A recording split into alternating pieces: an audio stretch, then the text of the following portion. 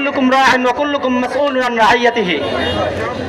সংগ্রামী সাথী বন্ধুগণ, ইসরায়েল কর্তৃক ফিলিস্তিনে হামলার প্রতিবাদে আজকে আমাদের এই বিক্ষোভ সমাবেশে উপস্থিত সম্মানিত নেতৃবৃন্দ এবং তৌহিদি জনতা সকলকে জানাই আমার পক্ষ থেকে সংগ্রামী সালাম। সংগ্রামী সাথী বন্ধুগণ, গাজার যে যুদ্ধ তারা শুরু করেছে, আল্লাহ তাআলা মুসলমানদের উপর জিহাদ করাকে ফরজ করে দিয়েছেন।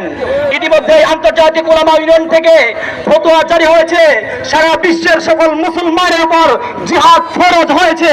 অতএব এই গাজা ইস্যু, এই গাজা যুদ্ধ শুধু এখন আর আরব ভূখণ্ডে সীমাবদ্ধ নেই। এখন বিশ্বের প্রতিটি দেশকে, প্রতিটি রাষ্ট্রপ্রধানকে সামরিক বাহিনী নিয়োগ করে এই যুদ্ধে অংশগ্রহণ করতে হবে। যদি বিশ্বের 17টি মুসলিম রাষ্ট্র আজও এই পদক্ষেপ গ্রহণ করতে পারে, যদি সম্মিলিত সৈন্যবাহিনী নিয়োগ করতে পারে, তাহলে জেরুজালেম ইসরায়েলের রাজধানী হবে না, জেরুজালেম ইসরায়েলের কবরস্থানে পরিণত হবে ইনশাআল্লাহ।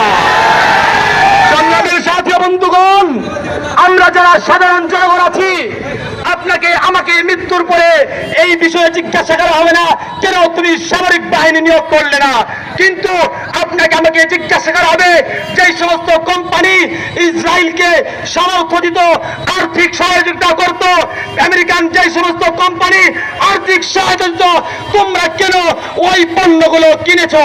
অতএব আজ থেকে ইসরায়েলি পণ্য এবং তাদের দূষর ডোনাল্ড ট্রাম্প এই আমেরিকার পণ্য, এবং আমি আজকে একটি এখান থেকে ঘোষণা দিচ্ছি, ডোনাল্ড ট্রাম্পকে যারা যে সমস্ত দলের নেতৃত্বের আহ্বান মনে করেন, তাদের বলছি, যদি বাংলাদেশে 90% মুসলমানদের শাসন করার ক্ষমতা দেখেন, তাহলে মুসলমানদের ইস্যুতে যদি কথা বলা বন্ধ রেখে মুখে কুলু পেটে বসে রাখেন, আগামীতে আপনাদের জনগণ ইনশাআল্লাহ আপনাদেরও দেখে নেবে। আমি আপনাদের প্রতি আহ্বান রাখছি, আপনারা ইসরায়েলি কোনো পণ্য এবং আমেরিকান কোনো পণ্য ক্রয় করবেন না। প্রয়োজনে আমরা কোনো পণ্য যদি তার বিকল্প না পাওয়া যায়, আমরা সেই পণ্য ব্যবহার করব না, তবু আমরা ইসরায়েল পণ্য ব্যবহার করব না। নাসরুল্লাহ ওয়া রাহমাতুল্লাহি ওয়া বাশশিরিল মুমিনিন। আসসালামু আলাইকুম ওয়া রাহমাতুল্লাহ।